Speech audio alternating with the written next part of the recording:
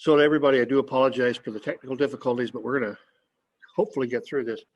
I'm going to call the Tuesday, November 10th, 2020 meeting of the Detroit City Council to order at 6:54. Roll call, please. John Manzi, Water Commissioner. Greg Shepherd, Street Commissioner. Shelley Eagle, Building Commissioner. Vicki Larson Hills, Commissioner at Large.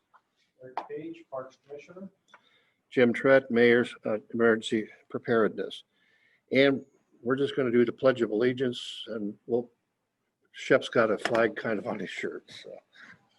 I can't believe caught. I pledge allegiance to the flag of the United States of America and to the republic for which it stands, one nation, under God, indivisible, with liberty and justice for all. Thank you. Declarations of conflict of interest and ex parte contact. Announcements. Approval of the minutes of the Tuesday, October 13th, 2020 City Council meeting minutes. I make a motion to approve the minutes. Motion, Councilor Manthe to approve the minutes. Second, Councilor Shepherd. Discussion. All those in favor say aye. Aye. Opposed, same sign. Abstentions. Motion passes unanimously. Approval to pay the bills. I make a motion to pay the bills. Have a motion, Councilor Manthe, to pay the bills. I second that motion. Second, Councilor Larson Hills. Discussion. Where are they?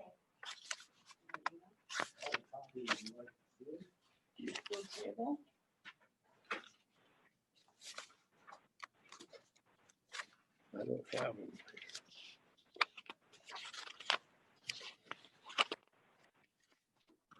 Not in here.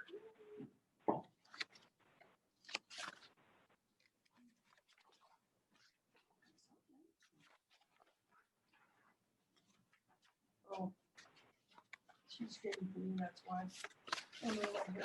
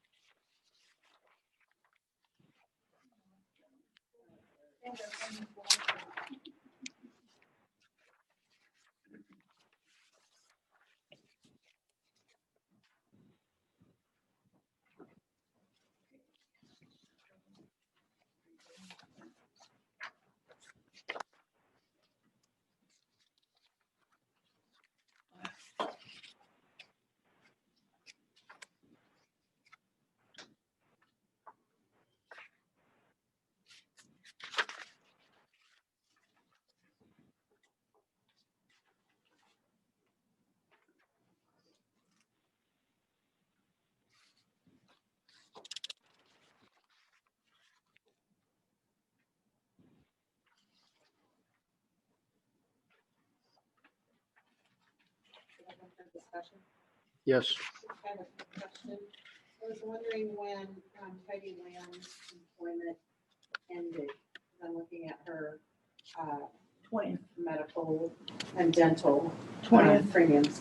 the 20th, I believe October 20th. So wouldn't her medical have ended at the end of October? Usually when your employment ends. it ends at the end of the month. What are you talking about? Yeah, it may be because it's the October I premium. don't see, it says October, October 2020 medical and dental premiums? yeah. Yeah. That was October, she worked it. Right. That's the answer. Oh, okay. Okay. Any other discussion? Well, I have questions about, for instance, on the second page,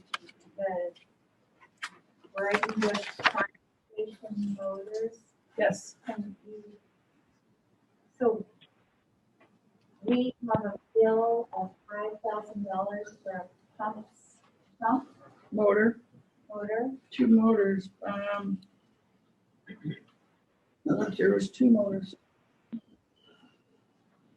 Okay, so My question is, why do we have a bill for it?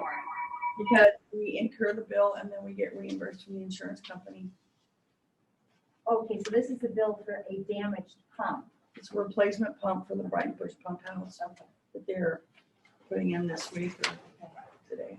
And then, like the next 2 items, the truck gas and stuff. So we used gas in October. So that truck, this is the surviving truck. Okay, see, and those are these questions. And then, Ziply, you had Wi-Fi in October at City of Detroit? We always have Wi-Fi at City of Detroit.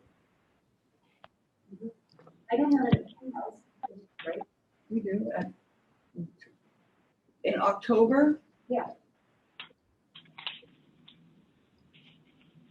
Is there a Wi-Fi station there in D-Town? I Yeah. think it's probably it occurred.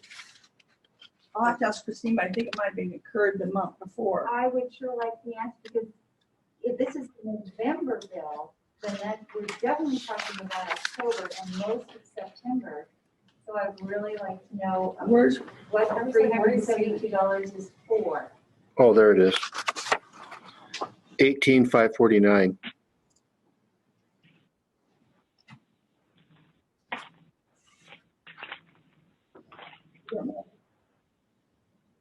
right, it goes, I don't know. Hold on. Oh,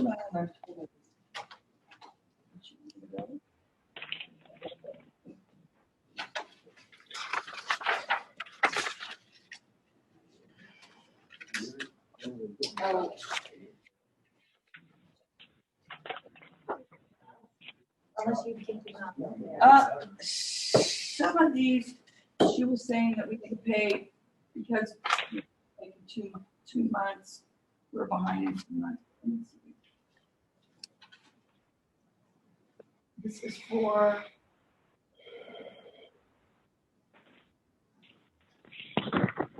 billing date October 5th.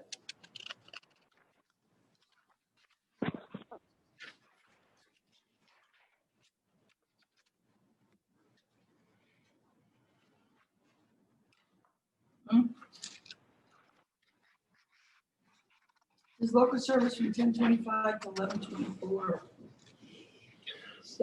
Could that be the hotspot that they've set up? What? One on Forest.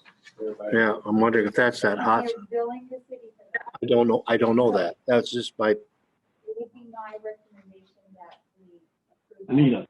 We accept this until we have more information. you want to make that an amendment? Ned, John McCall. I'm sorry? So we have a motion on the floor, so we'd have to amend it. We have to amend it. He made an amendment. Okay. No, anybody can make an amendment. I make a motion that we do an amendment to the Ziply Fiber bill and not pay it until we have a chance to further investigate what we're being charged for. Okay, have an motion to amend the motion to pay all bills except the Ziply Fiber bill until we've clarified. what it's for. Second, Counselor Shepherd. Discussion on the amendment. All those in favor say aye. Aye, opposed, same sign. Abstentions, motion passes unanimously. Now, on the bill, on the motion as amended. Shepherd. Okay.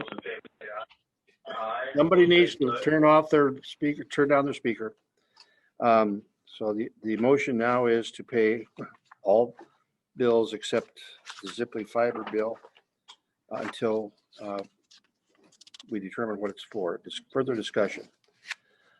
All those in favor say aye. Aye, opposed, same sign. Abstentions. Motion passes unanimously. Unfinished business. Rob, are you there? Yes, I'm here. Okay. I also have, I think Matt's here. Yeah, I see Matt's here. His video is just off, and I think Kenny's on the line too. So not a whole lot of things are different from the last time we talked.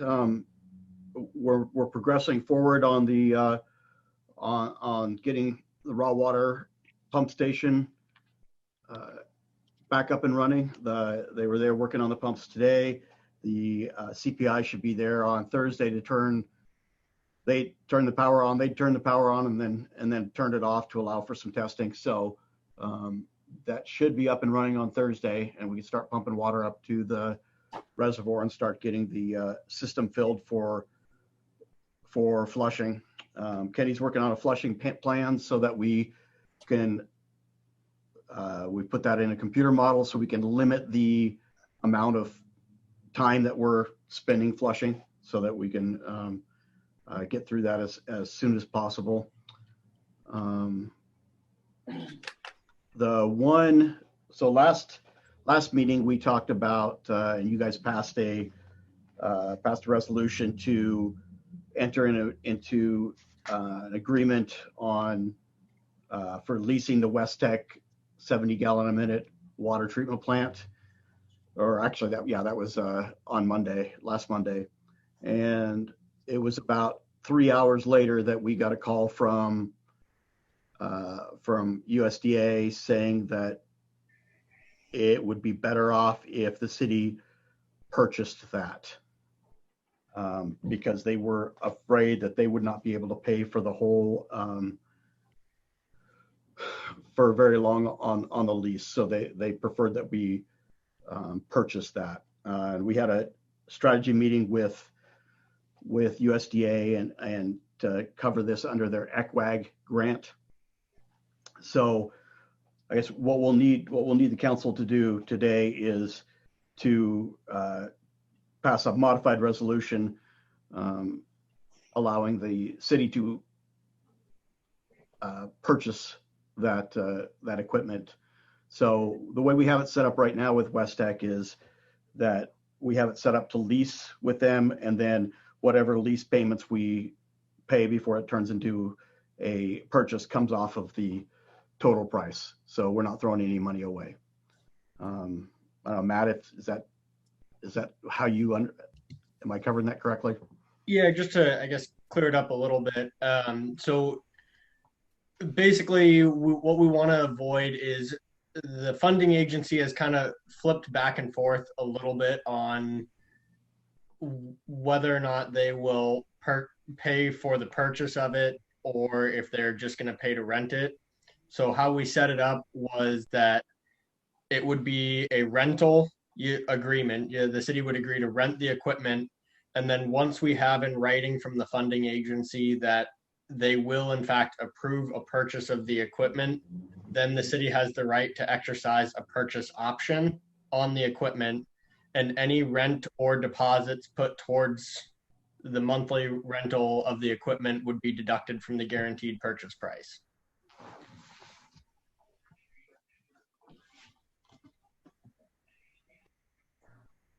Okay, does anybody have any questions about that?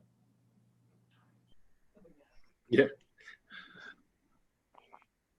During that meeting, it was brought up that the advantage to purchasing is that if we need it for more than 10 months, we have it for as long as we need it. Then my understanding during that meeting was when we sell it back, there's two ways that could go.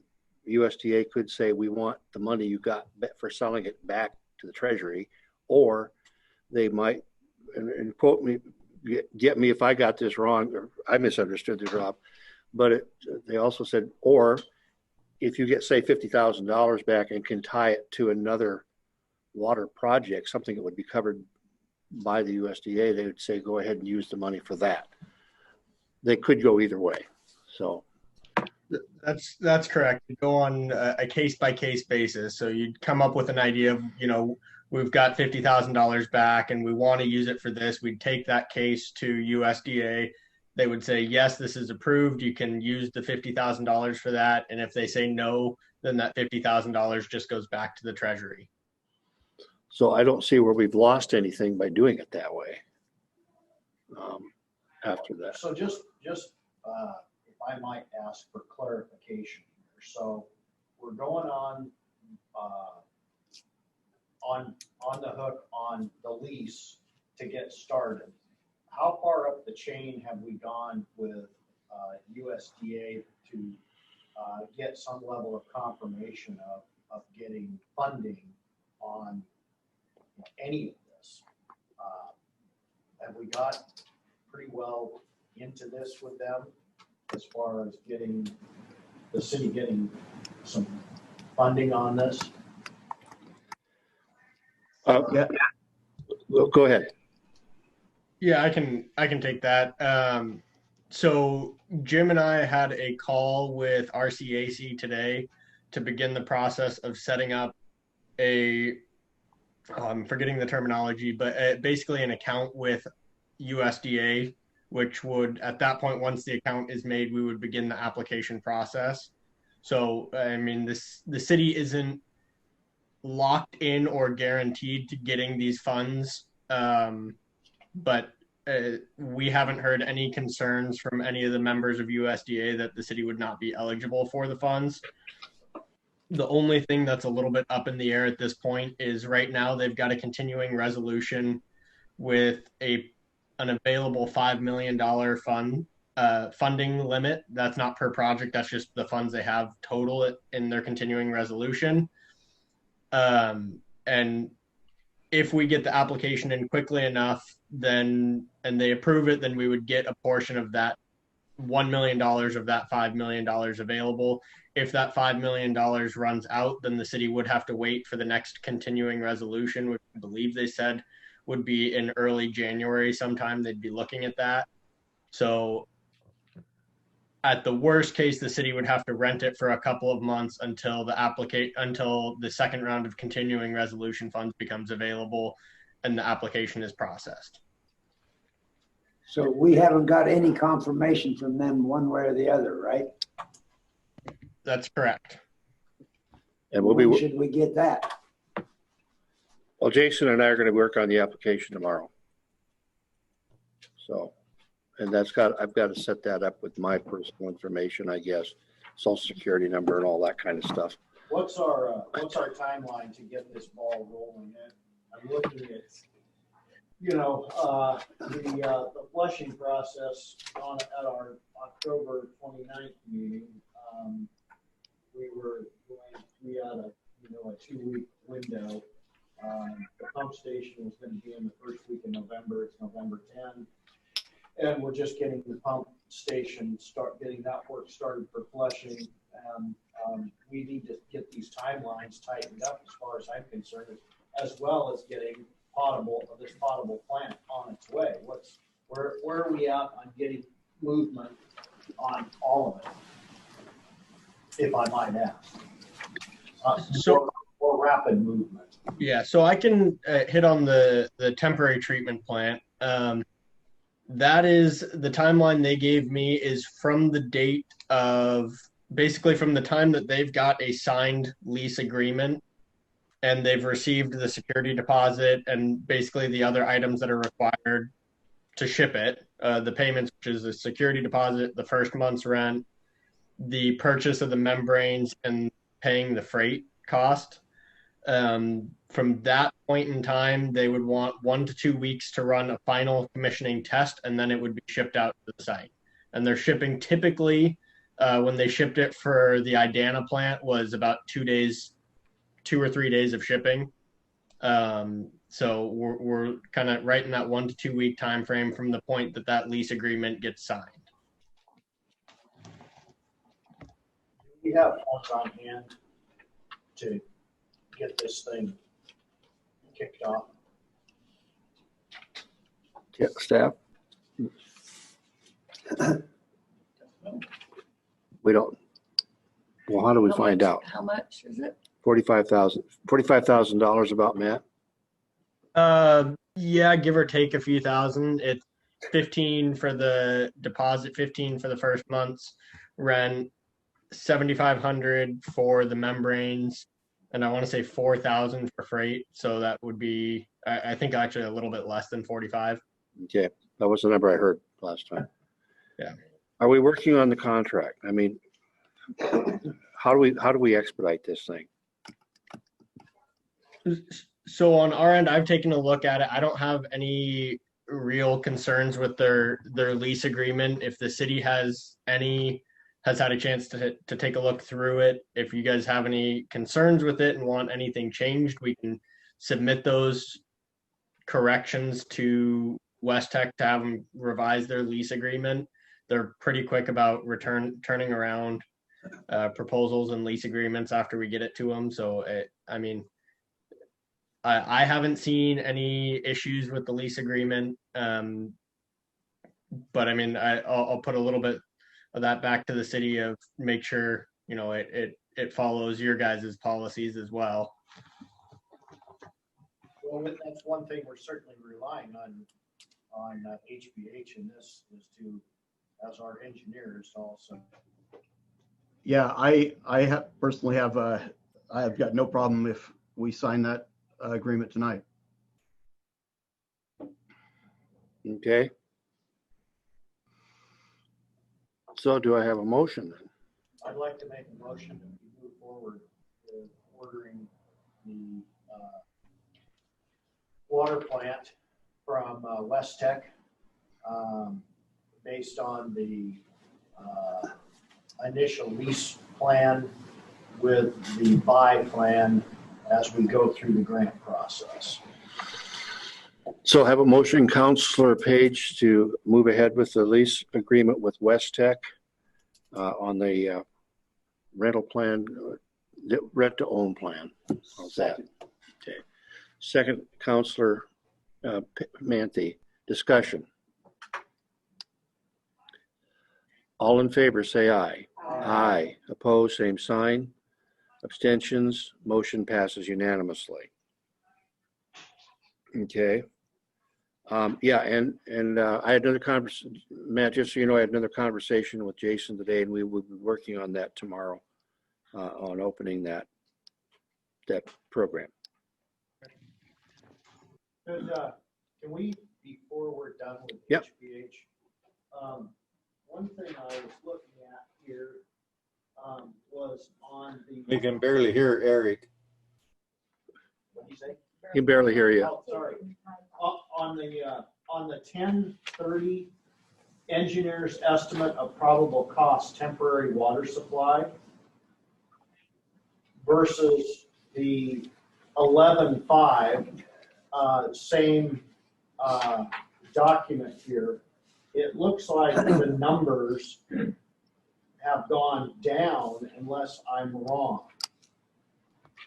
I think they've actually gone up a little bit as we've kind of had conversations with contractors.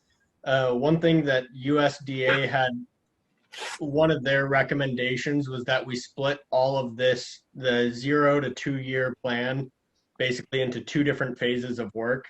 And the reason for that is the USDA grant in and of itself can't cover everything. It's not enough. And they can't proceed with the grant if they don't know where the rest of the funds are going to come from. So we basically split it into 2 separate phases. One phase of work would be the immediate 0 to 10 month work. And then, so that's kind of cut down to about 900,000. And the reason that, so basically we split that cost into 2 different projects, essentially, or 2 different phases of work. Okay. Now I'm tracking kind of the way you have broken this out. So in round numbers, we're jumping up to 1,600,000 21 versus 1,491,000, something about like that. Yeah, that sounds about right. This is about a $200,000 swing up Correct. on the estimate. So that being said, where is that $200,000 increase coming from? So that cost is really in the unpredictable nature of the status of the existing electrical and controls equipment. So we're trying to work to get electrical contractors out there to evaluate what remains and what needs to be done. I mean, I personally don't have a whole lot of, electrical experience. So that's kind of the first estimate we put together was done kind of with the condition that we had. It was put together at the last minute and we did not have the ability to speak with electrical contractors. So that second number was just a little bit more refined number after we had the ability to speak with electrical engineers, electrical contractors, and control contractors.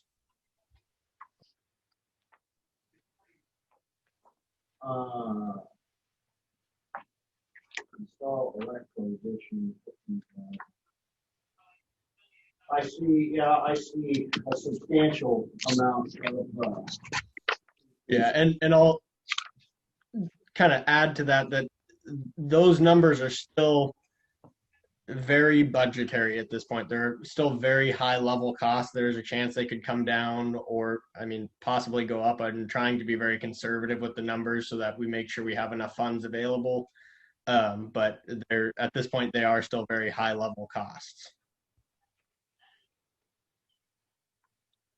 So you're guessing high. Yes. Yes.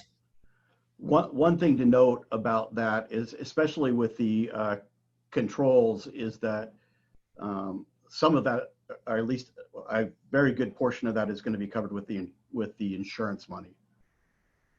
So I think that's what I've been looking at, is that other $500,000-600,000 is going to be insurance, not something we're going to have to all of a sudden bill.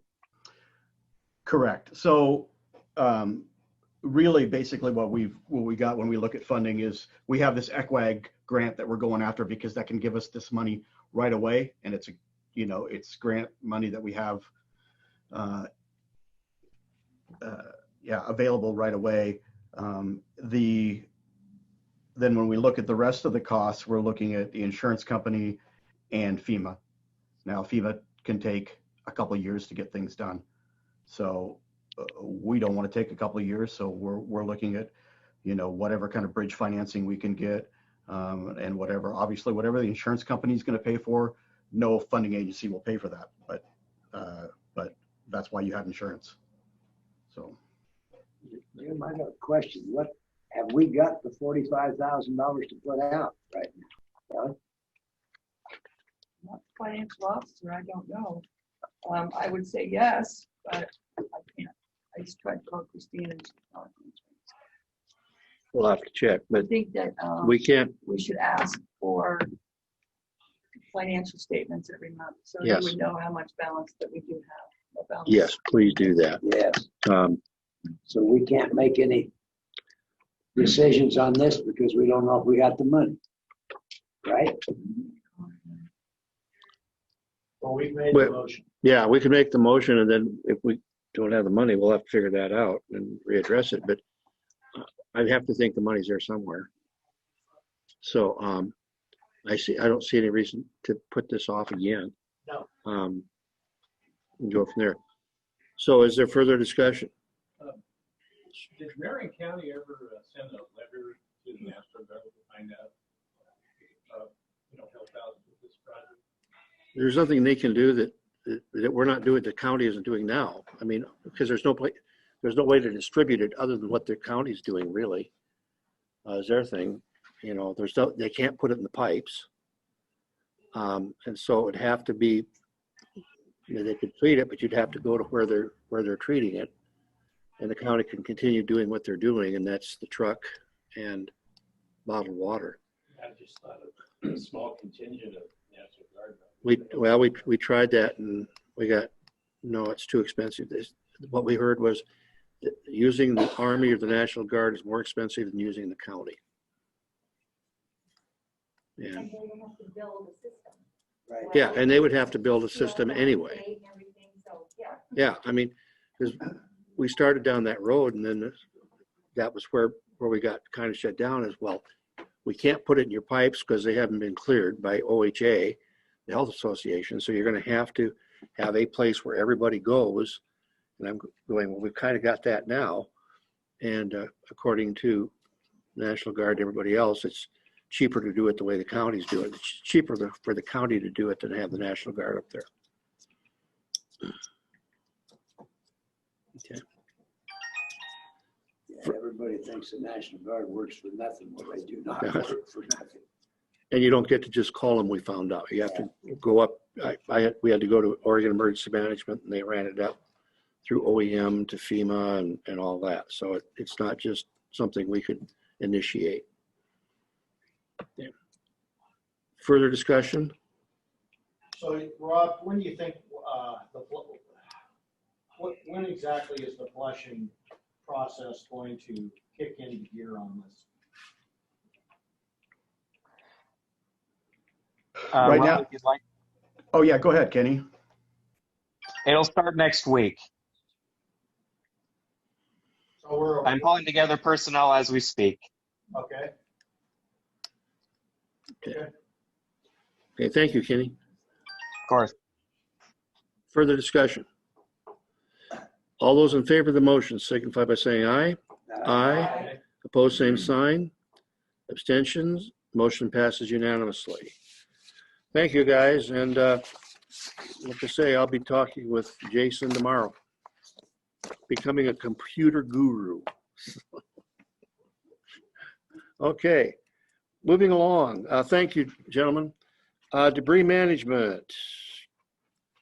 Kelly.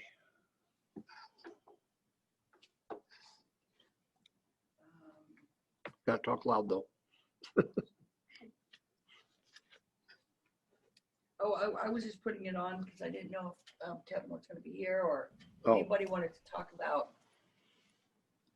cleanup. I did talk to the EPA. There was a question on whether we are going to clean up the city hall, our property there. With FEMA, can take 6 to 18 months. eesh. That's what they're saying. So, I don't mean to speak out of turn, but Kevin has a process of cleaning up. It's much quicker. we've got to hire someone to do the asbestos. Because I know there was, if there's any left, but, Want me to call him and put him on speakerphone? Oh, we'd have to figure out who could do the testing. He's got someone who's been doing testing Oh. on, like, we had our home tested this last week and had it cleared, and we've been picking up our ash. yeah, so do we. What did But- FEMA do City Hall for the initial hazardous phase 1? I have no idea. I don't know anything about that. They don't. Couple weeks. When did they do phase 1? A couple weeks ago, I think it was. Yeah, but why didn't they do City Hall? I don't know. You think they didn't do the hazardous waste at City Hall? There was no tag on it. But that's not usually good enough to actually get the ash disposed. of. No, that was just hazardous material. Oh, you was talking about the hazardous waste. Then the metal can get removed, and that leaves the smaller debris, and then, that you can pay to have somebody test that. Right. And so, but usually after you get the asbestos test done, you can get the metal cleared out of there. So Yes. they can get in there and do the I'll, extra stuff. I'll ask that question tomorrow at the weekly FEMA So meeting. the debris cleanup, Um, if they, it's Veterans Day. Oh. I have a call from Kevin Cameron. That's right. Ew, I forgot that. so if they do testing, they find that there's asbestos and there's a roof on top of it or whatever, it's gonna go, it'll go into phase 2. It won't be cleaned up in phase 1. They'll clean up if it's a little bit, but if it's a lot, and there's stuff over the top of it, they will wait till phase 2. And that was from EPA hotline. So my So, understanding that this fire burns so hot, like in our area, it burns so hot, it burned all the Right. asbestos up. There wasn't any. in our still have to have it testing. tested though. Well, right, no, but I'm just saying to have it tested, Yeah. to anticipate, chances are there isn't any. But Also, it's a different kind of building in a different area of town. I wanted to talk about the city trees that are on the city right away. I talked to Scott Wilson. Well, let's get one out of the way first. Well, it's the debris, No, let's, Do you want me to call Kevin and put him on speakerphone? well, could we just have a motion to have Kevin contact the guy to test for asbestos. That's why, because he's up there every weekend. He's in touch with that. He's also working with the gentleman that does the waste disposal. The question becomes if we do that, does that put it all on us? And then FEMA won't help. Yeah, that's my anxiety about this. Let me make a phone call. I won't wait till a week from Wednesday. I'll call He'll TJ. be here next week at that work meeting that we have on the 17th. I'll call TJ at FEMA. We need to find out about where we stand with that so we can move forward with getting the metal out of there. Yeah. Getting it cleaned up. Well, there must not have been a right of entry form. That may.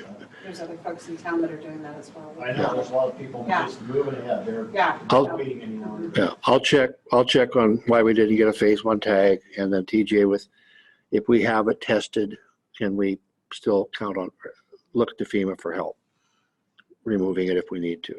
Which, Okay. by the way, I will interject that from what I understand, most everybody that's been doing the cleanup outside of the FEMA thing, they've gone through the process, they've done the right.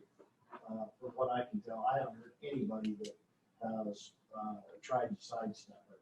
They've all gotten a tag based on their house address, or they've gone privately and gotten a full investigation done on it, which I'm glad to hear. I mean, Yeah. Let's move as fast as we can. Make sure you do what you got to do it right, though. Nobody wants to have to go back and go again. So. Yeah. Okay, now, trees. So my concern is when I'm getting, phone calls that I'm getting are property owners that are concerned about city trees that are heavily damaged, that are leaning or they're have holes around the roots and that kind of thing. So I believe we need to have an arborist come out. However, I talked to Scott Wilson and Marion County. We need to, what's it?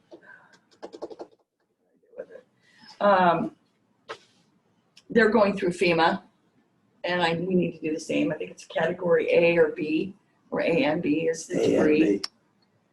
What I want to know is But who if the he said arborist, it's huh? what I want to know is who the arborist was that marked the trees on my property. I don't know. Yeah, there are trees marked all over on some of mine. Well, And I didn't do it, and there's- nobody I knew did it. There's a gentleman that called today up on Howe Street, said that there was two trees across the road, things of the city trees that were marked with an X. One was marked and one wasn't, and they were calling because they couldn't understand why the other one wasn't marked, because the other one looked worse than the one that was marked. So I called Penny Keene. I said, do you know who's been marking these trees? Have you been marking these trees? She said, no, we're not marking any trees. And so I'm not sure who's marking the trees. Somebody's marking them. Was Well- it red paint? The ones I that, think she said white. mine's got white paint on them It's the fireman, yeah. with a big X. Well, And why didn't they call the city? I and don't let us know, but what's going on. the trees they marked aren't ones that need to come down. The ones that need to come down haven't got a mark on them. Well, who's, So I don't understand it. It. Red. One at a time, please. The fire department marked trees and didn't, when I know that the Hills Boys were helping with some of that, cutting trees and stuff initially, right after the fire. Don't know. but there's a process that you need to go through, to get those trees cut down so we can have, FEMA help us with that. I mean, you've got to go by the book, like Scott said, you have to. Otherwise, if you skip a step or this and that, they shouldn't be doing that on city trees, I don't think. I'm not sure that it was. Without contacting the city. But I know. Well, I mean, if they got, I think we have to disregard the X's on the trees at this point. If you've got trees on your personal property that have an X on them, you've got to contact your own arborist and figure out what the condition of the tree is. And as far as the city goes, we just need to determine who is gonna help us out with the funding of taking down trees that are on city right of way that need to come down, which I'd say a substantial amount of them do. Yes. I would think, That's what I'm trying to get at is, and I have for a couple of weeks, is how are we gonna, this is a liability for the city. Yes, it is. And so how are we gonna, who's gonna do this and how we're gonna do it? And so that's why I called him today, Scott Wilson today. Michelle, you had a question? I know that the U.S. Forest Service gave people permission to cut trees that were close to their property that was on U.S. Forest Service, and they had an agreement. So maybe the city could do that with the folks, so we could just take down the trees ourselves if we have the ability, if it's on city property. If it's damaged with roots, and because the people, like the people will be in jeopardy and danger if the city has to wait for FEMA, which is 2 years, and we're just out there trying to rebuild, trying to clean, and the water's coming. I think we need to hire an arborist to come and look at city trees and do that quickly. And meanwhile, we'll pursue. I would guess, I know my insurance policy covers a certain $500 a tree, they're saying, or something like that to bring them down. So I would assume our insurance policy would, and we can start looking at that, but we need to get the arborist up there now. Well, we'll call, I can call the insurance company, Carol. Well, I think we need to do that, but I think. And FEMA as well. But I think we need to have a motion to hire an arborist to look at city trees as soon as possible. I make a motion, we hire an arborist to look at the city trees that are in conflict. Motion, Councilor Banthy, to hire an arborist to investigate or inspect trees on city property as soon as possible. Second? Second. Second, Councilor Engel. Discussion? Yeah, we have a 720, well, basically 14, if you count the lane miles, 14 and a half lane miles of right-of-way trees to check out. So it's going to be quite a project. And Shannon Walkenmaker down at, she worked at the Mahama Forestry. She's helped out before with trees when we had a fire down at the lower end of Patton Creek back about 15 years ago. She might be able to help too. Yeah, I had somebody call me about taking down trees, and I walked into the process that we had agreed that we would not require a tree permit, nor would we require a fee for them. He said, well, what about the city trees? I said, oh, please do not touch those city trees. I said, if you think it's on city property, don't take it down. You reach out to somebody at the city and let us make that determination. He said, because you do not want to try to put that tree back up if you've taken it down, and you should not have. Well, there's some trees that are right on the boundary. You almost need the survey, that could be half on private, half on right of way. And I got a call on one of those on Boulder and Kinney there. It's right on the property line. Right, that big tree. I put a green blade. Oh, you did? Okay, yeah. I know what you're talking about. Yeah. Well, I think if it's not like that, and when we talked about that one day, I said, well, if he wants to take it down, take it down. It's And on. the word is, I've heard from different folks that know a fair amount about trees, but if at least a third of the crown is still left, it'll probably survive. Yeah. That is not absolutely true. Does it have to do with the bark? How much is the That's bark? right. How much is the bark? If you take a tree and you go 6 feet up it, if it's been burnt and the pitch is running out of it, that tree's gonna die. I told them that the last time that my house burnt and it burnt the 2 houses next to mine. They said that arborist came in, that idiot, and said those trees will live. Right now, they're deader than hell. Every one of them. And it probably depends on the tree too, if the roots got damaged. Okay, Yeah, yeah, okay, depends okay, on a lot of okay. things. One at a time, please. I Counselor. just wanted to read the comment from Gina to everyone on our chat for Zoom. If they're marked with white, then they are being marked by EPA. They have either an X or an equal sign. They are marked if EPA with FEMA thinks they are a hazard for utility and FEMA workers. EPA has a certified arborist on staff marking the trees. Well, how come we don't know Yeah. that? Yeah. I've It's talked just on to, your Zoom I've chat. talked to No, EPA what we're 3 saying- times That in too. 2 weeks, and no one has ever said a word to me. That's a little upsetting.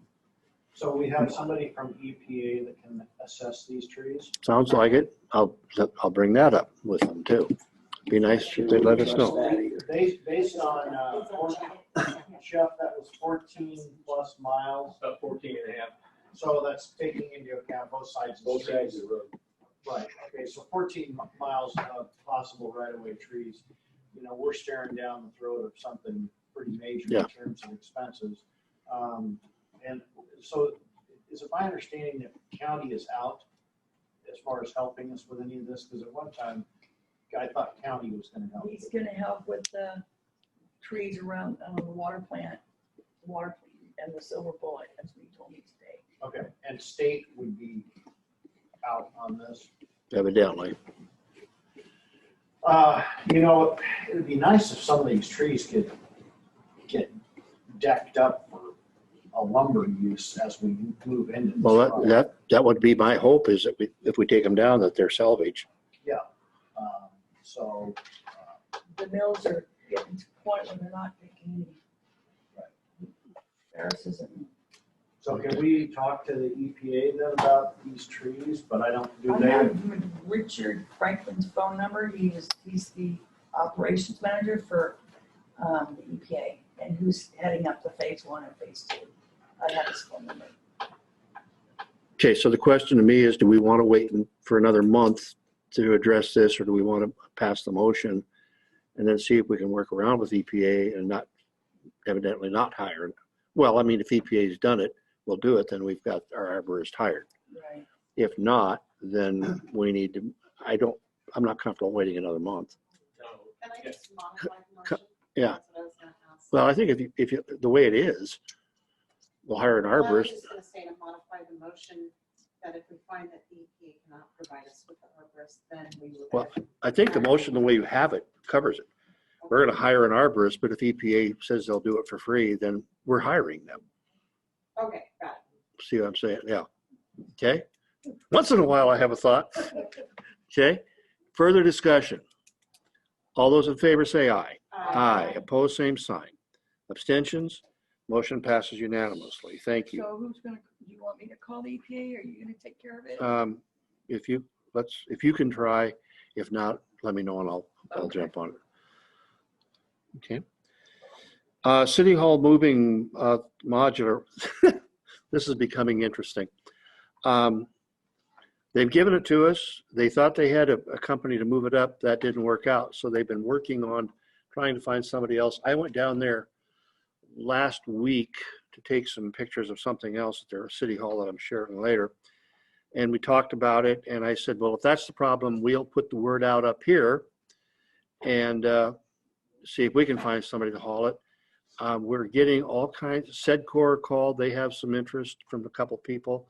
They want some information that Sweet Home's having trouble getting for us, and I'm going to go track down there and see what we can do. Todd, he's a fire guy. Todd? Joe Darby. Darby, thank you. Called. He's he's at a trucking conference in Bend. He called me on Sunday and said, give me the dimensions. He went to their people, said, we have the wrong kind of trucks, but he was given the name of a person who was the former head of the Manufactured Homeowners Association or something, who has a house in Detroit that survived. He's reaching out to him to see what we can do. Sedcor, like I say, has called has a couple. We're getting people who are very interested. It's just. What are the dimensions of this? That's what they can't tell me. It's a double, it's about like mine. So it's going to be like 57 by 27 or two together is 57 by 27. So 12 and a half, 2 units. But the questions are, and this is the one where the city's having trouble, is how old is it? How long has it been sitting there? And so they're trying to round up that information. So we're still working on it. They still want us to have it. They're throwing in about 50 chairs for meetings.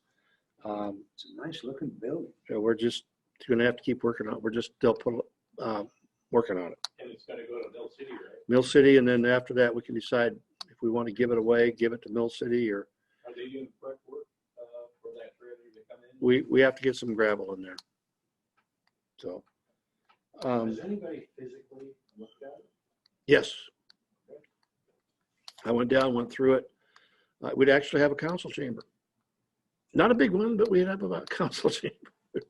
And go from there. Okay. So moving along. Fire recovery study. I have not heard from Mr. Aljet since I called him, and so I figure maybe he's not interested anymore. So we'll remove that. Coronavirus relief fund. We're going to spend. We spent $1,400 on the microphones and sound system that is, thank heavens, at Uptown Music, waiting for us to. I've talked to Paul, the owner, and he said he was so sorry to hear about Detroit, but not to worry. He'll keep it until we're ready for it. And we've been talking now about some other things we can do with it. When I was in Sweet Home, I went into their new city hall. I'm going to pass these around. This is a video unit for their council meetings, where we could use David or somebody like that to actually put it on continually on Zoom. My thought process is, after this pandemic is over, it would still be a way for second homeowners to maybe tune in from home and watch what council is doing instead of just waiting for that August meeting every month. So I'm going to pass these around, and I'm just going to kind of tell you what you're looking at. The first one is kind of it looks like a tube hanging from the wall. That is actually the camera that can be turned around and news. So I'm just going to pass. That's the first one. The second one is a strange looking thing. It's sitting on the table in front of the councilors, as you'll see Councilman Diane and Mayor Greg. In the middle of the little round thing is a lens that shoots from the Diaz out to the audience. And on either side of it are two speakers so people can hear. The next picture is a series of, it looks like a TV picture, nice picture of dolphins jumping. And that is the control panel for the camera and the sound system. To the right of that, you'll see a little gray box that's also part of that control mechanism. The next one is just a view of that control panel from the back. The final one is they went to, I forget where, Costco, I think it was. They bought, you're only going to see two of them here. They have two flat screen TVs on the wall. They actually have three. My problem is they put them all on the same wall. And that's just so people can see what's up there. And then the next one is, you're going to see a table. That would be like where we have that little table where people testify. And that's what this is for them, but you're going to see it on the floor, a TV screen pointed away from the table. That's so the council can see what's being broadcast. And then finally, it's just the junk in the cabinet that makes everything work, just so you can kind of see how that works. I asked him how much that all cost. He said we did it on Amazon for less than $5,000. So go ahead. So I'm not looking for a motion necessarily tonight. I just thought this is what is possible for the new city hall. And then we would still have some money left over for some of the other projects we want, and I think have a decent shot at. Problem is we need to incur the expense. Oh, by the end of the year. We need to do it like now. Okay. So I can fill the form out and get the receipts and all that. So maybe we do need to. I forgot that. Motion, Jim? Yeah. Okay, to buy the equipment, is that what you're saying? Buy the sound and the, A motion to buy. David, I messed up here. Never mind. Maybe a motion to buy video and audio for the new city council. I got it. I got make it. a motion, we buy video and audio for the new city council building. Are we gonna put City Hall. a dollar amount? Yeah, do we need a dollar amount? Part of the coronavirus grant. 5,000. Are we, we're gonna expend the whole 25,000 on this? I don't think so. I wouldn't want to. When he said, if we did 5,000 and they got everything that you're seeing there for $5,000 through Amazon, That would make it, includes what we've already done with Save the Sound. no, that would be, so we'd have 1,600 and, 1,644. We have 1,400 in it now. So that, 6,400. 6,400, thank you. I can. Yeah, I think we want to set some level of kind of cap on it. Yeah, oh, I agree. Keep it within check, but I think moving forward, it's a great idea because we're the remote operability of it for council, and I think it's a good plan. Yeah. Setting something. I'll make that motion and put a $5,000 cap on it. Okay, motion, Counselor Manthe, to buy video and audio equipment for the new city hall, up to $5,000. Second,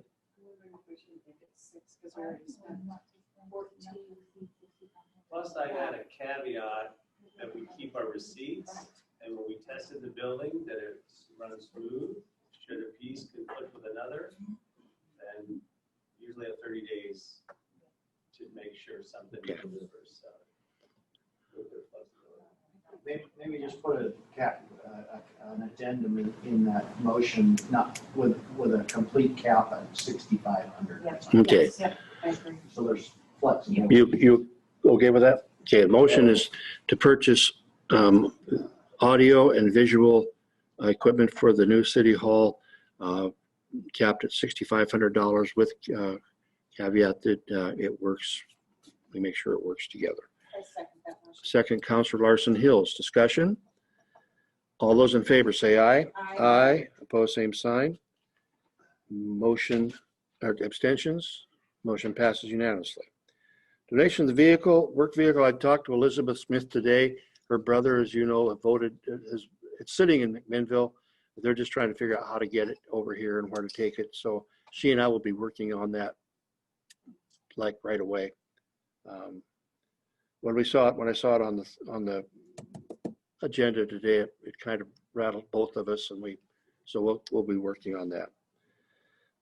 Disaster code modifications. Don't forget the work session is scheduled for November 17th. Here, school use of the city park. Their trailer is up there.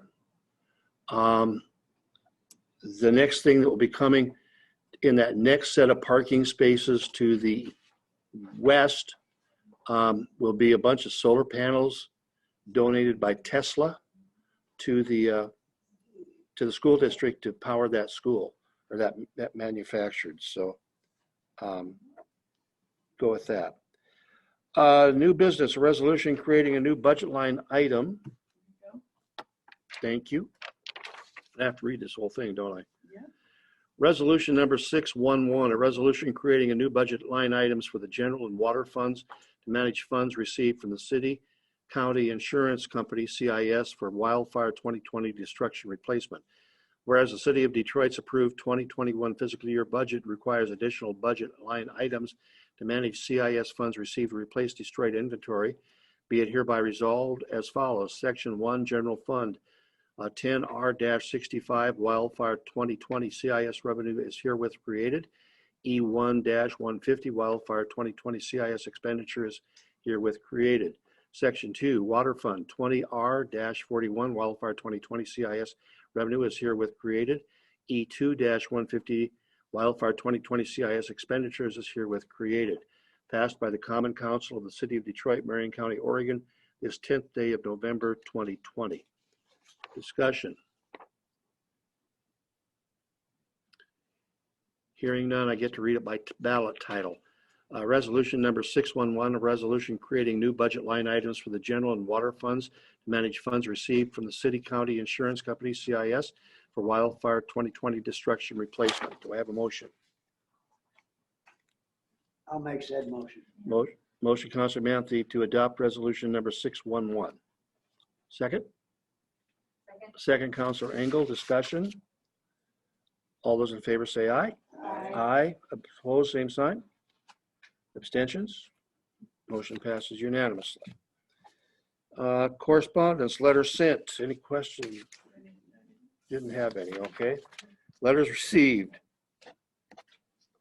There being Mayor's reports. Just real quickly, There were no letters received from the city? they're here if you want to see them. How's that? Yeah. Okay. Well, Go ahead. I mean, shouldn't we, if we got letters coming in to the city, I mean, they should at least, Pass them out or something. yeah, we've got to address. Yeah. We've got to address these people if they're sending us letters.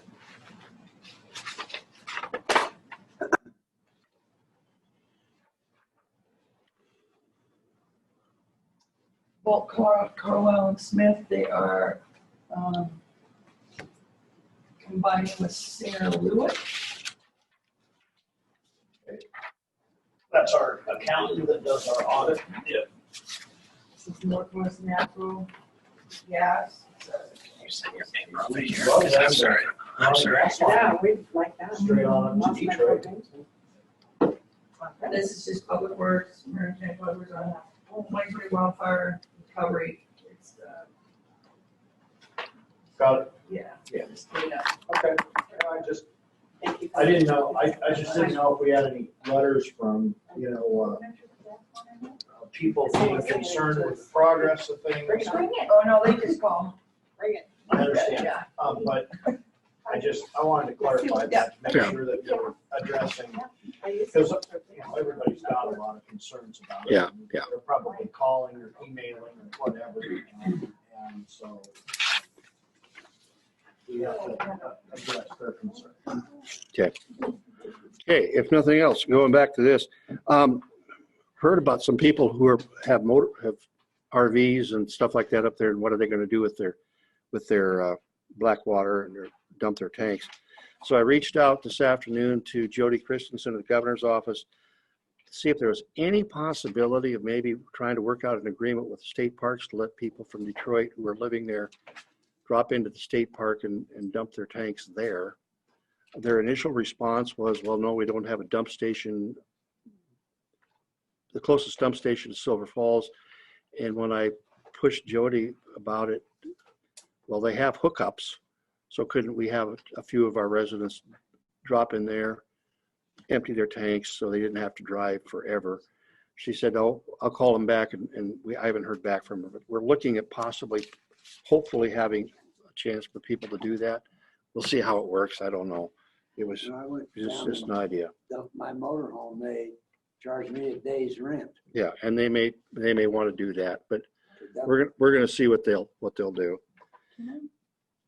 When you're done. One more thing. On November 3rd, last Tuesday, I got a call from Crooked River Ranch ATV Club. They wanted to make a presentation to Detroit, but they wanted somebody to come over and talk about the fire. So I went over last Tuesday night. I gave them a 10-minute presentation, put some slides together, and ended up being about 45 minutes worth of questions, including, we have one way out. What do we do if it happens here? So went from there. They then presented a check for cash, a little over $850 and $700 in clothing. So, and it was all new. So went from there. And then finally, last Friday, Eric, Dean, and I met with a guy. I can't remember his name though, Eric. It was Eric Bowman and Yeah. Ed from Santiam Wild Fire Relief Fun. Okay, yeah. Ed, I have a feeling I'll get a text here in a minute. His last.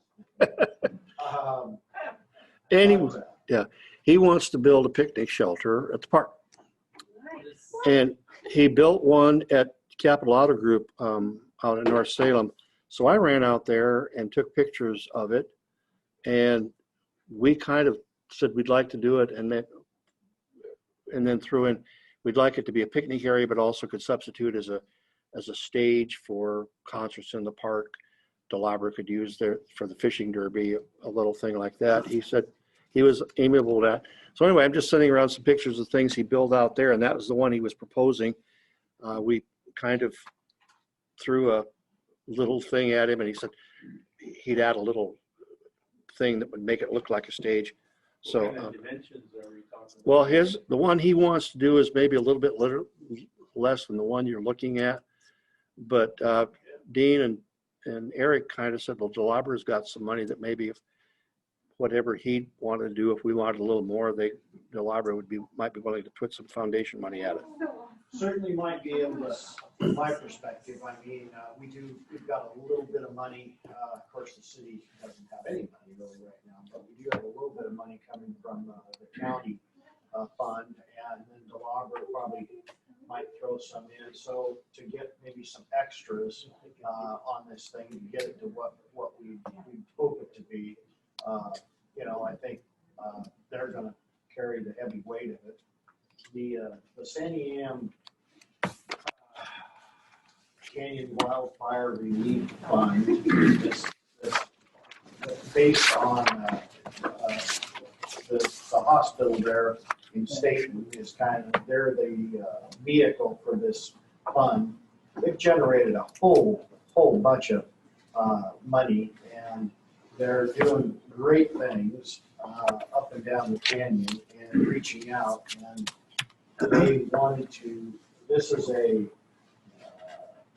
memorialized type of thing, but not to that extent. But their end game on this is that it represents the entire canyon coming from Mahama up to Detroit, where the end of the major destruction kind of, came to a stop. And after them looking at it, they were pretty excited about it being the place they wanted to do the project, as were we. Yeah. So, okay, moving along. Police and Safety Commissioner, Councilor Gunderson is not here. Streets, Councilor Shepherd. Well, I'll start with the good news. We got an early Thanksgiving Christmas present from ODOT. They approved our $100,000 grant to pave Scott Avenue. So they've been pretty good to us the last 2 years. They've given us $350,000 in the last 2 years. And, that'll pave 5 streets. We already had 3 paved.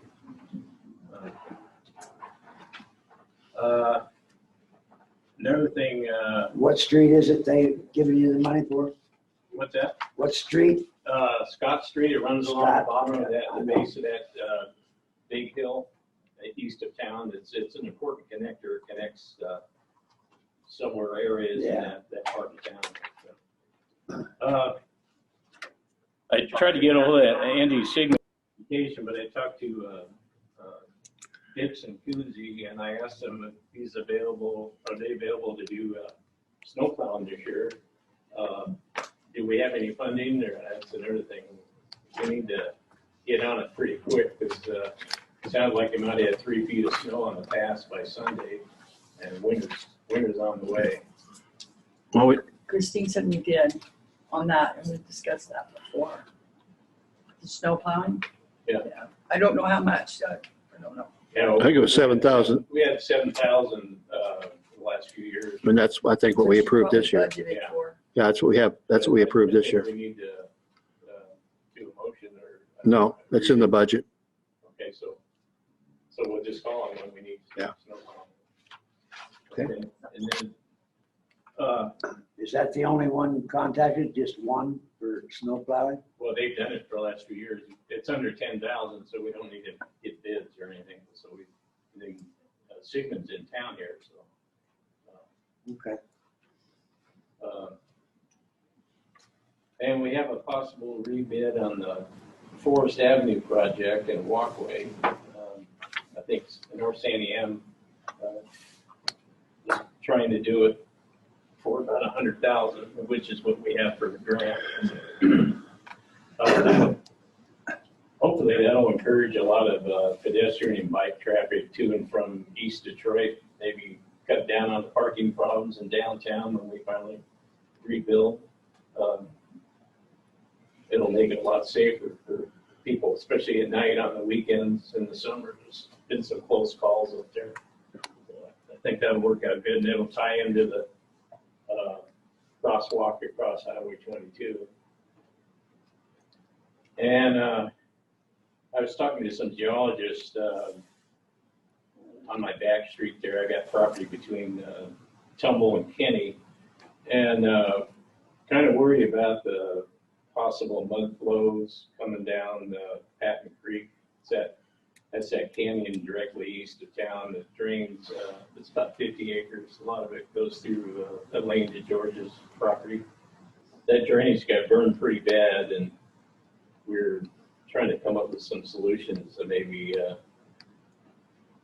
help out with the erosion. You know, maybe do something in the creek beds with some bales of straw. Or I already on my along my property, I put straw and seed and stuff like that. It's already starting to sprout a little bit.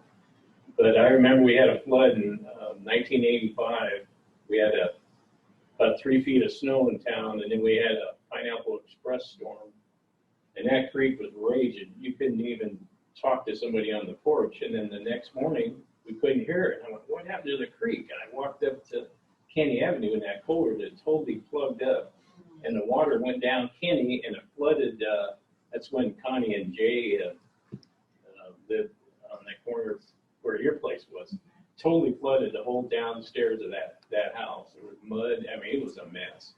And Kevin opened up the culvert. But that's going to be kind of a tight spot this winter. I think if we get some heavy rain, also I think Tumble Street too. Yeah, we were looking at the maps they had. I had never seen those maps before, but there's several floodplains in Detroit that come down off that hill. So, it's something to think about. I asked them, you know, maybe you get a group to do some aerial seeding. You know, you can get grasses growing, that sort of thing. They do that in California. I think we need to address that. And I'm sure, you know, Forest Service might help out, maybe the state. I think Rob and I might have some information that's germane about what Councilman Shepherd is talking about. Go ahead, Kenny. So last Friday, we had a group call with, I guess, a state, federal, local task force that was looking into erosion control, issues related to this fire.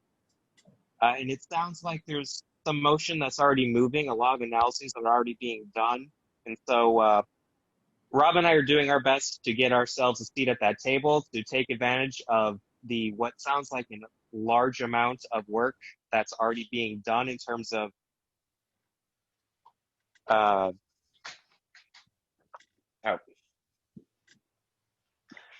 apologize. I guess I was wanted to be on video. So yeah, basically Rob and I had been asked to, we've gotten our foot in the door there. It's a group that involves NRCS, U.S. Forest Service, Marion County Emergency Response, and a handful of other folks. There's some money that's available actually to do some work, and we specifically brought up concerns about the watersheds that Councilman Shepherd is talking about. So we will be trying to put together some projects to shore those up to minimize risk. But along those lines, for Mackey Creek, actually, there is an application, a letter of interest rather, that is due this Friday that we would like to move on. It would free up some funding. I believe it's from the Safe Drinking Revolving Loan Fund, to allow us to try to take some actions to stabilize that watershed and maybe minimize the damage that our water infrastructure there suffers.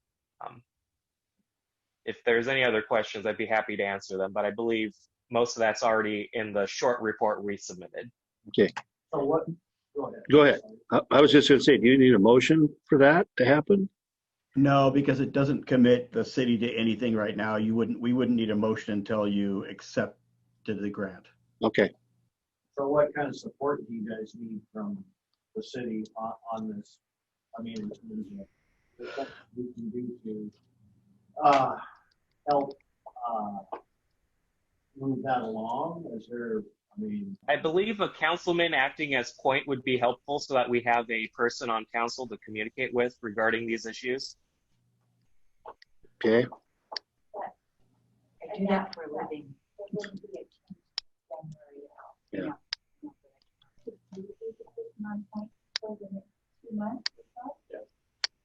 Okay, we'll make Counselor Shepherd the point on that for 2 months. Okay, and then we'll have a change. Okay. Hey, thank you guys. That, geez, appreciate that very much.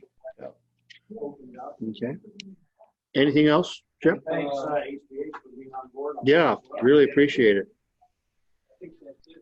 Okay. Water Commissioner, Counselor Manthe. You guys know everything I know. It's coming along. It looks like they're not meeting any of the time frames that they said they were going to. Well, we're close though. That's, And we don't have leaks.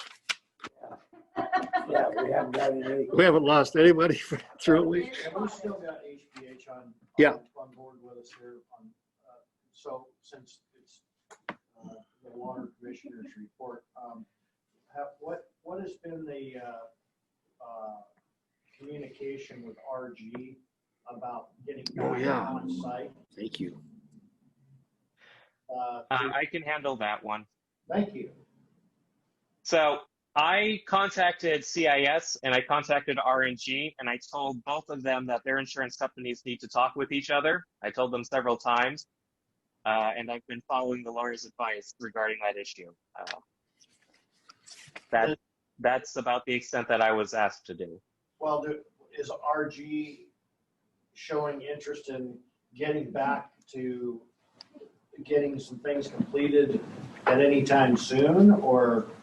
They're already working on site right now, doing some work. Okay. Perfect. Good. Can you include on the updates that you guys give us? I know we still would prefer to get weekly updates if we could outside of council, but could you include updates related to what's going on with RG in those updates as well when you guys do those, so we know and we're not bugging you about that? Yeah, no that'd problem. be fine. Great, thank you. Okay. I'm sorry. I fiddled, come on. Okay, moving right along. Parks and Rec, Counselor Page. I did get a text, not to go backwards, but I did get this comment: FEMA marked trees during stage 1 that were deemed dangerous by them. Tree marked with white paint across the tree, an arrow up indicated possibility of falling limbs. So just for clarification, we probably already covered that, but those trees have got white paint. That was a FEMA deal, not a fire department. If there's an arrow pointing up, I'd probably step back a few feet. On the hard now. Yeah. It's windy. Really nothing to report at the park yet. We're going to need to get a discussion in place, I think, moving forward about the side-by-side. This would be probably a good year to possibly try and get into that loaner rent program again, because we're like a sprinkler bleeding funds right now. So I'll follow up with Power on that to see if they can keep an eye out for one upcoming and get our parks guy out of the city pickup and back into the side-by-side. Keep putting more stuff in that public works building, ain't gonna get it in there. Well, we've only got so many buildings right now. And the Wow. only other thing related to Parks and Rec is there was some discussion about a Christmas tree for the city park. And since that's one of the things we're in the business for, that is going to happen. A request was put out by the Manduri family to, they would like to afford the cost of us digging the largest tree, which we've got some big ones, and bringing it up and placing it in the park. So we have a repeating Christmas tree up there. I think it's a great idea. We're trying to sort that out with a couple different people that have those spades, and where we could get them into the farm to get one. It would be probably the tree that's going to survive the best is a Doug fir. We've got some cultured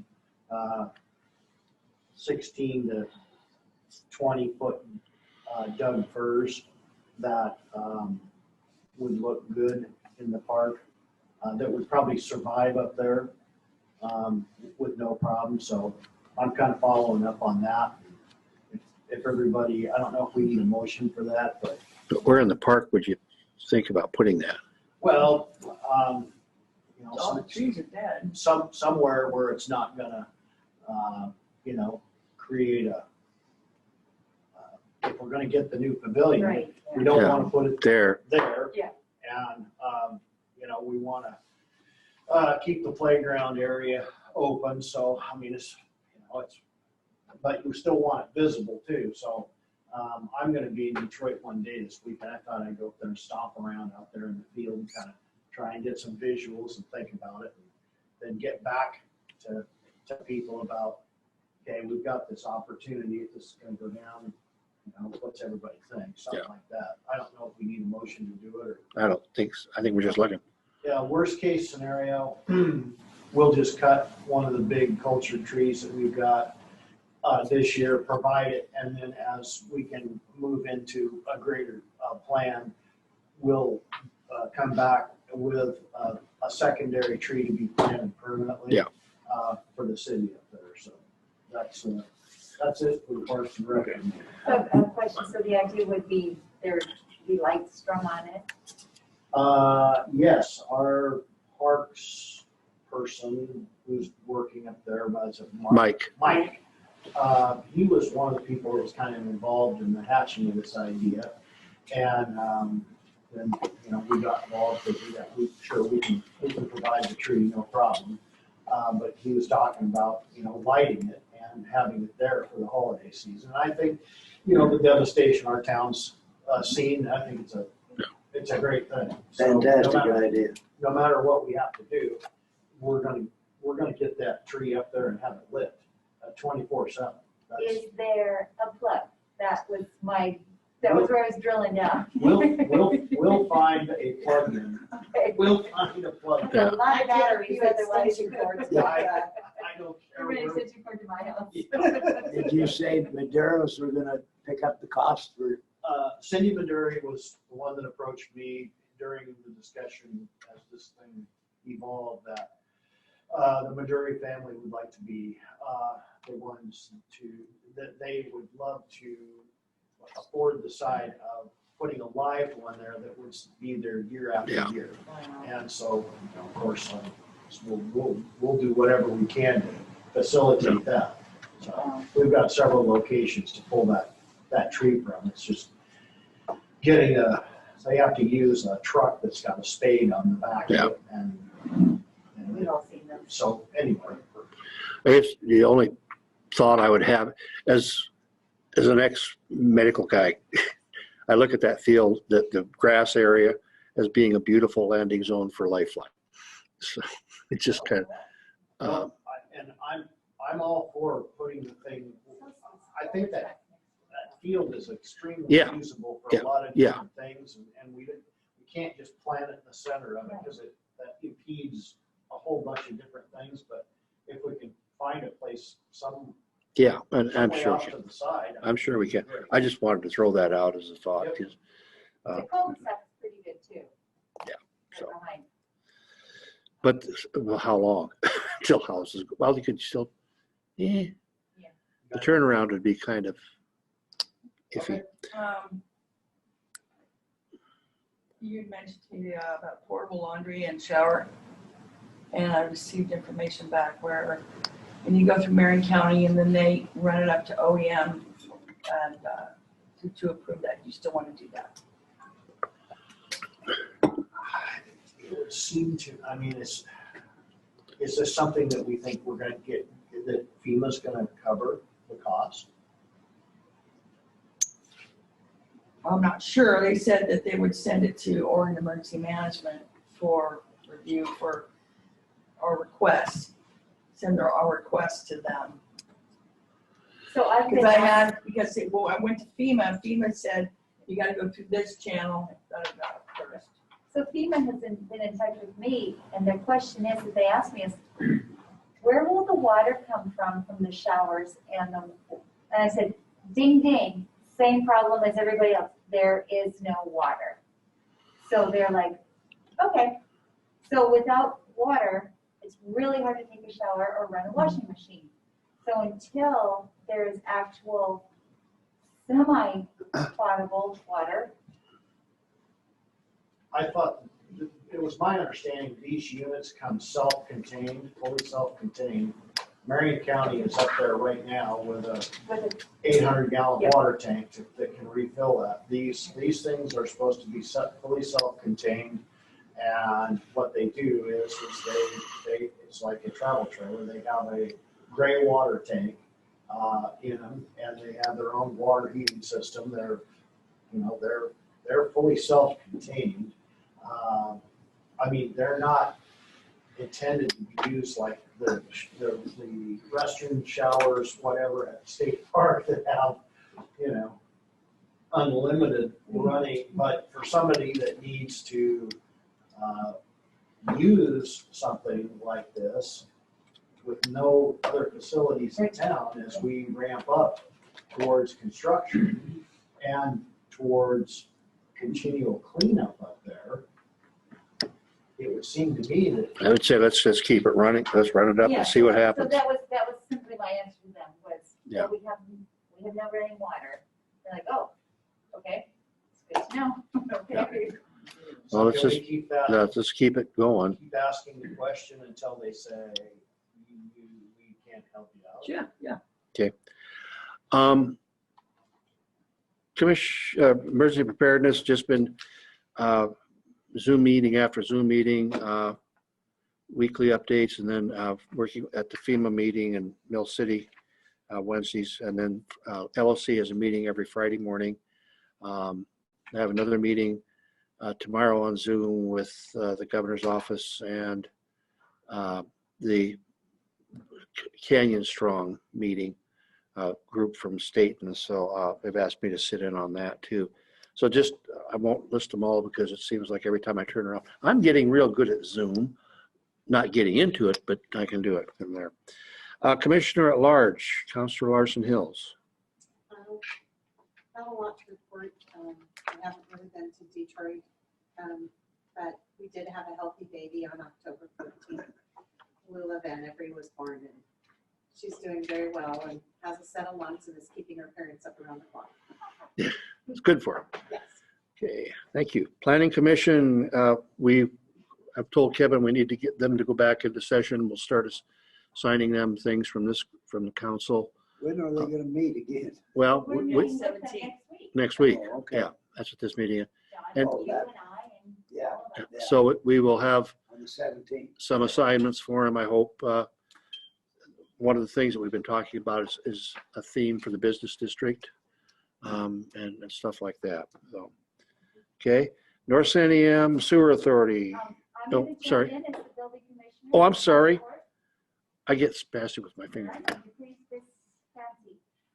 I did go to the weekly FEMA meeting last Wednesday, and it was a short meeting. I think it took me longer to drive there than sit there. But one of the things that TJ announced was that, I'll get it, rural development was been becoming a USDA rural development.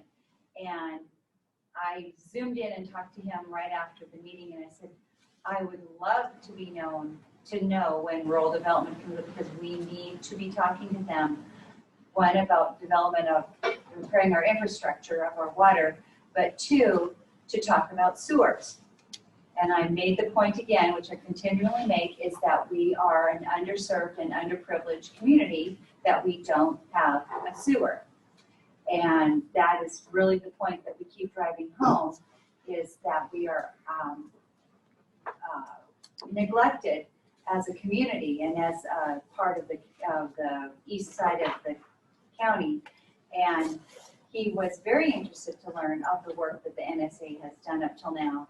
And he was going to be very specific in getting that person to come to the weekly FEMA meeting. That won't happen tomorrow because it's Veterans Day and they are federal employees after all. So I really try to make a point of that with them about that. I also sat in a Zoom meeting last week where I learned that we had not filed our grant request.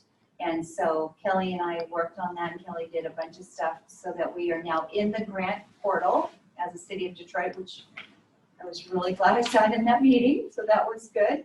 Trying to read my writing. I am working on a website designer to talk to me about a website, because we agreed to put it out to bid. So I'm working on that to find a couple of different concepts for that, so that we'll get there. We have a community member who is willing to pick up the truck that has been donated and take it to wherever it needs to be living. So we can talk afterwards about that. Well, Elizabeth and I are all, Smith and I are all, that's her brother. Well, Yeah. so Ken Woodward lives in Newburgh. Yeah. And he'd be willing to get the truck and Okay. drive it, because that was what you just said, was that you're trying to figure out how to get it up to Detroit or wherever you want to park it. So it's been volunteered to do okay. that. And then something that I'm wondering about is, I'm seeing on social media, people are asking questions about having their lots surveyed. So for whatever reason, they're doing that for septic or whatever, trees, which is all great and good. But it comes to mind about, are we going to need to doing any resurveying of our streets? And if we do, and if we want to, now's the time to do it. Because there might be actual long range, what's that called? The long range development? It's not quite the longer term development that FEMA does, long-term development, to get some of our streets resurveyed and perhaps straightened out, like North Patton, for instance. So it's something to really think about now, before there's a lot of construction happening and there's homes coming in, to seriously consider surveying at least some of the streets. I've looked at the plat maps that Marion County has made available to me, and there's some craziness out there, and it might be a really good time to. And I'm not talking about setbacks and things like that, because that's a whole other ball of wax, and I don't want to even. You're talking about encroaching, city encroaching on private property and private property. Well, There's a actually, lot of that. it's more like there is private property near where I live that goes clear across the street and then touches the next neighbors. In other words,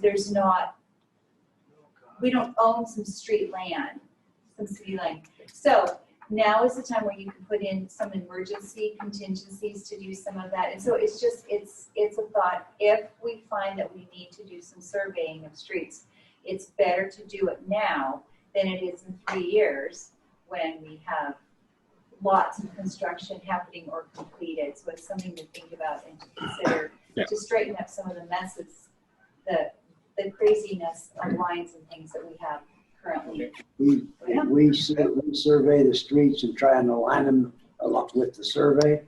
You're gonna have many, many people mad. Mayor Trett, Ken Woodward. Rob Henry did a study, and I'm going to bring it to his attention. I already know he knows. But he did a study and did a lot on the streets. 2009, can't remember, Rob, when you did it. The city spent a lot of money. Shelley brings up a great subject, and I'm going to let, I'm just going to go for Rob to address it. There's a lot of issues on the street. I think it's a good idea because FEMA's got it. They've also said that they can actually not just repair stuff, they can make stuff better because they don't want to deal with it again. That's their philosophy. So I think if we can get some FEMA funding to do that. Yeah. Yeah, so what Ken's talking about is the transportation system plan. Yes, It was yes. done, and I worked on it a little bit. It was done by Parametrics, I think. It was done through ODOT. We tried to, I mean, it was a long process because ODOT didn't want the plan to show what the city wanted. They wanted everything to be like wide boulevards with medians and all that kind of stuff, and that's just not the character of Detroit. But there are some streets in there that we could use additional right of way. I don't know how, working that out right now, yeah, would be a lot easier than when people have homes rebuilt, and if we can get FEMA money to do that, that would be outstanding. Yeah, Okay. but like Shelley said, FEMA would like to, FEMA has indicated that they want to help build the city back better than it was. So the biggest issue with survey there is like in the area of like cluster, everything skews a few degrees. Well, when you're out, 800 feet ends up to be quite a bit. And that's why we've had problems with the property lines going through people's decks and auxiliary, outbuildings and that sort of thing. But I mean, John does have a great point that it's something you would have to work with people on. I mean, you couldn't just do it. Their portion of my yard. And also, I just want to address one thing. I think we'll encourage, ask FEMA for help in doing that. Yeah. Mayor Tratt? Yeah. Shannon Wafflemaker was up looking at her properties, and I say her properties, Oregon Department of Forestry, which is which the water facility is on, and they were looking at logging that years ago, and Greg Shepard, the street commissioner, made a comment a long time ago about our streets on Guymore handling log trucks. If there's a way, if they're going to log up there, and if there's log trucks going to be on Guymore, and if, Rob Henry says there's probably money there in FEMA, can we look at everything in the big picture and maybe log on the Oregon Department of Forestry behind the water facility and come down Guymore? Can that be all handled all at the same time? We're going to return everything we can into FEMA for sure. Yep. See what they can get. Okay, thank you. Ken, Water Sewer Authority. No, I'm going to leave it up to Shelley. Shelley has all the information. Okay, thank you. We met via Zoom on Thursday, and the first thing to report is we are not losing our Marion County consultant, Danielle Gonzalez. We mourn for her, but not for us. So we will be keeping Danielle for the next couple of years. The main thing that we did was we heard a report from Peter Olson with Keller and Associates, who is the engineer that won the bid, who's doing the project for us. And they are starting to do drilling at some of the sites that they have identified that would be good for settling ponds and things like that. So they're starting that work. They've done some work in Mill City, and they're starting to work around in the Idana area as well, because that's where the two sites would be. And so they're working hard on that. And the thing that we really have stressed with them, and they agree, and they're working really hard on that, is to try to get to us, because time is everything right now, the recommended way that homes that have a current septic system will hook into the sewer system. So do we need, where would be the best place to, if you have to put in your tank, do we want, where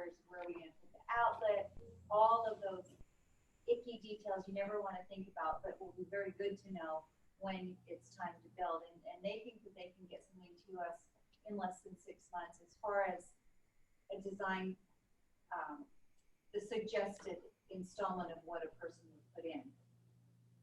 They are also going to be involved in the NSSA website, where they will start doing all of the project information for people to see where they are on the project, the steps, the pictures of the different things, all of that stuff. So that will be very exciting, help answer questions for people about the status of the actual project.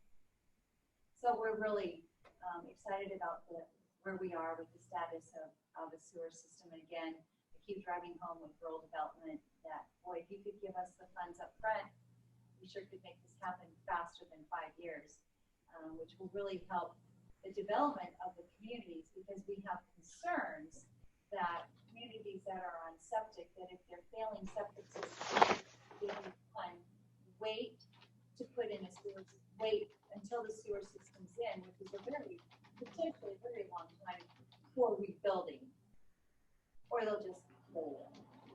We really don't want either of those things to happen, that we want to see building now, and we want to keep our members of our community. So we're working hard on everything we can do. So what is the timeline, Kelly, that this could happen, the sewer happen? Because I'm in that position. Yeah. My septic, I had it tested, it's not gonna pass. So for me to rebuild, I'm gonna have to put in a sand filter. I can't put in the septic tank and the drain line, can't have those anymore. So it's gonna cost me $38,000 to put in a septic system. Now, if this septic is coming in, I'm not gonna rebuild until I know what's going on. So I've been asked that a couple of times about the first question. Who told you $38,000? I forget what his name is. They put in these systems. They put one in right down the street from me. A septic installer company told you that? Yes, $37,700 and some And dollars. you don't remember the name of the company? No, but I got it. I got his card. Okay, so that's a really good question. We don't know. We have absolutely no idea. We're hoping 3 years.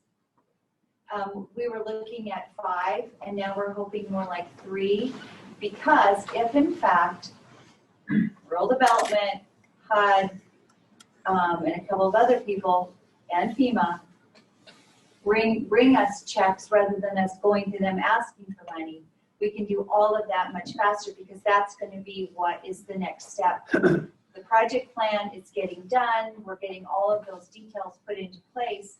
But then the next step, which is going to take a long time, is getting the funding, because we are not going to start digging if we don't have the money.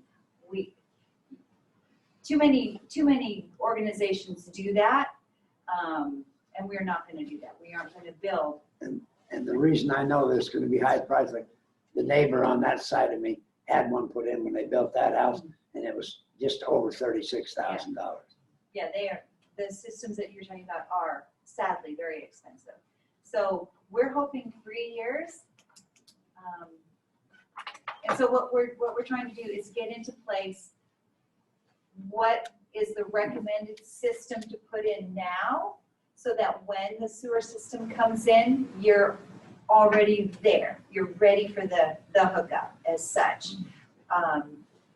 For people who don't have any system yet, they may just completely wait till there's a sewer system, and then it's just like any old subdivision in America where they're just going to hook up to the sewer system.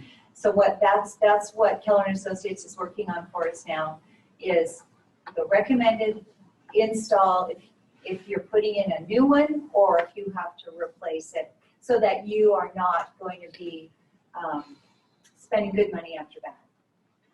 Yeah, so.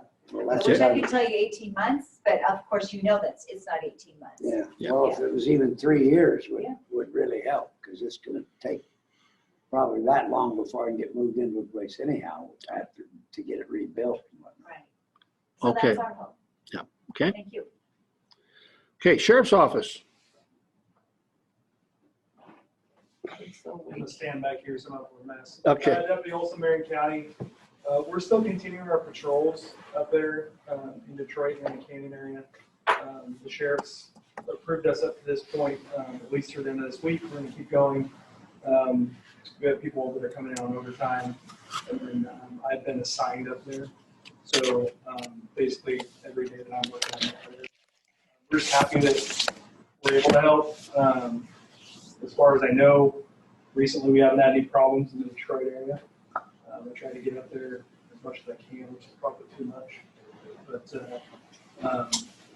unless you guys are hearing concerns of anything as of right now, we haven't heard any problems with looting or theft or trespass, even though things are kind of calmed down a little bit.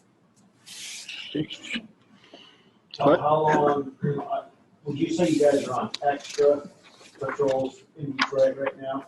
I would say it's very extra. I mean, you have me fully assigned to essentially the Canyon area, or the fire area. And then you have one person working a shift during the day and one person working a shift at night. So, and that's just dedicated to the fire zones. Perfect. How long do you guys think you got funding for this? Right now, it's an undetermined amount of time. We're going to keep doing it until the sheriff says that we're not doing it. As of right now, we're still.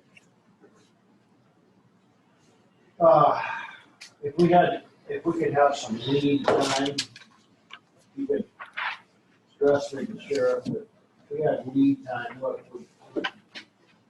gonna have to look for some additional backup funding to keep this going. You know, I mean, we need to know that soon, ahead of the game, so we can knock on somebody's door for some extra money, because, you know, we can't. And that's something we can go back and ask. As of right now, it's a week-to-week basis. So it's basically they're sending out a schedule, and then deputy will be given the opportunity to sign up, which it hasn't been a problem filling in. Everybody wants to come up there and help. Well, we sure appreciate that. Yeah. And as far as I know, I'm reassigned to Telford and so I've been pulled from Marine Patrol at this point. Unless there's something that comes up that's emergency, I'm assigned to Detroit too, not just Detroit, but the fire area. Yep. So. Are you guys still gonna patrol Forest Service roads? Well, so that's the other thing is Bush Road, French Creek Road, Boulder Creek Road, or Boulder Ridge Road, I'm sorry, are all gated. They've all been gated. Coy Creek Road it's basically state to be gated and will be gated as well. So right now up in the Detroit area on the Marion County side, we really don't have any forest patrol. Do they have any estimate how long those gates are going to stay in place, or? We don't. The closure for the Forest Service is going until at least December 31st, but that's just when that closure. So they could extend it. We don't really know. We just